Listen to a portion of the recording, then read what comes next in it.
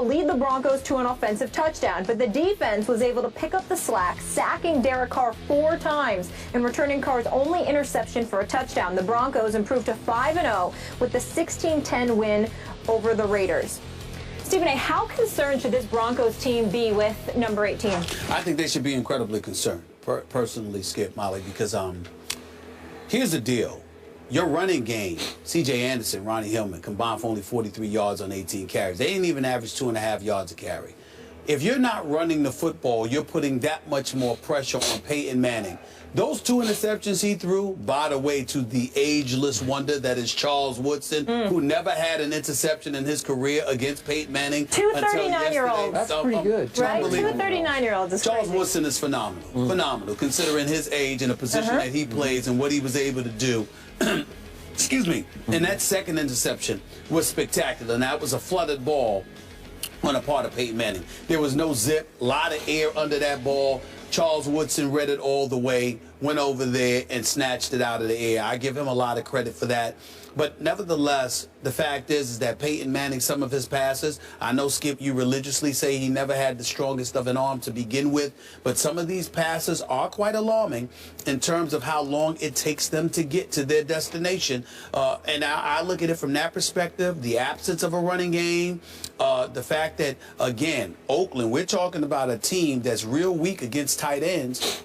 Peyton Manning targeted Owen Daniels 5 times, not 1 reception at all, against a team who's notoriously weak in defending the tight end spot. Steelers playing tonight. They've given up 4 touchdowns to tight ends as well. Something else we'll talk about maybe a little bit later. But I look at the Oakland Raiders, and I'm just saying they were ripe to be had. They're on the come up. They look better, despite the game, saving interception by Chris Harris for the Broncos, who's been on our show, who's a damn good cornerback and doesn't get nearly as much credit as he deserves, returning that 74-yard interception for a touchdown. Denver's defense is big time. Shane Ray and those boys coming in replacement of DeMarcus Ware after he went out with the back injury. Somehow, some way, when you look at this defense, they just step up. And they show up, and they got 22 sacks on the season thus far. That's incredibly impressive. That's 4.5 a game, So I'm looking at this pass rush. I'm looking at their secondary. They've got the secondary. They've got the ability with Von Miller and others to get to the quarterback. You got Aqib Talib and Chris Harris back there. I look at them as a very, very impressive defense. Dare I say potentially elite. They keep this up, it will be verified. But offensively, this team is not winning a Super Bowl with this offense, playing the way that this offense is playing. You're not going to be able to pull this off against Cincinnati. You're not going to be able to pull this off against Pittsburgh once Big Ben Roethlisberger comes back. And you're certainly not going to be able to pull this off against New England, led by Tom Brady. Yep. So somehow, some way, your offense has to get back to the business of scoring points. No touchdowns, 2 interceptions by Peyton Manning, a running game that is suspect, and really no tight end to speak of. Because when you think about the loss of Julius Thomas, now in Jacksonville, the fact of the matter is that having him there with Emmanuel Sanders, being sandwiched by Emmanuel Sanders on one side and Demaryius Thomas on the other was a very, very big deal. There appears to be a hole in the middle of Denver's offense combined with the running game. Essentially what you're asking is a 39-year-old quarterback, as brilliant as he has been, with a suspect arm at this stage of his career in terms of consistency, Skip. Not that he can't make the throw. It's that over the course of 60 minutes, how many of those throws can you make relying on folks on the outside instead of folks in the middle of the field? That is not going to produce a Super Bowl appearance or a Super Bowl title for you. I'm very concerned about Denver. Okay. Before I answer Molly's question, allow me to say I did go way out on a limb and say the Raiders would upset the Broncos in the Black Hole. And midway 4th quarter, Derek Carr had driven his team all the way to Denver's 31-yard line. He did. They're within field goal range to go ahead 10-9.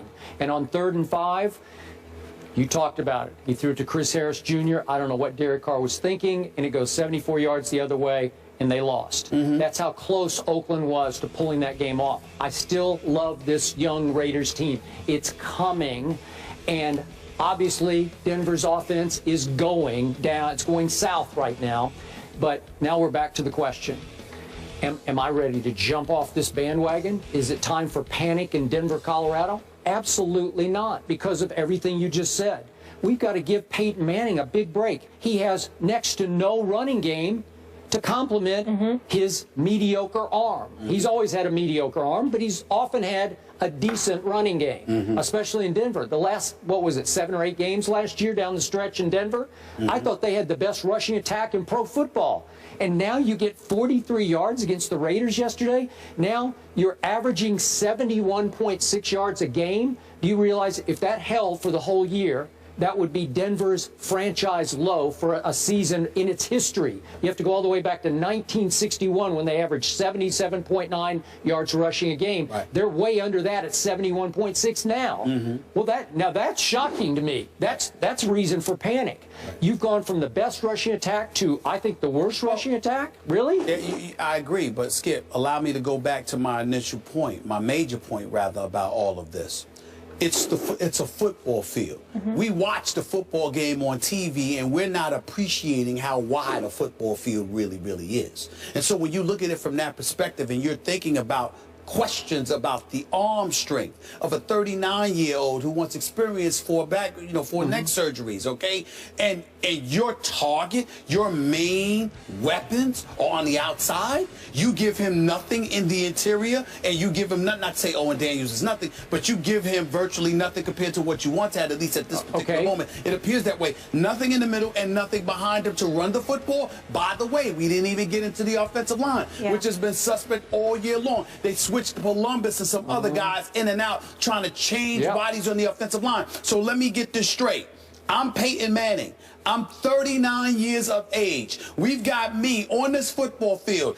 I've got people behind me ain't performing. I've got somebody at the tight end spot to really shorten the field and narrow the scope for me. It's not much there compared to what I'm accustomed to having. And oh, by the way, in the midst of all of that, I have a suspect offensive line. That's a problem.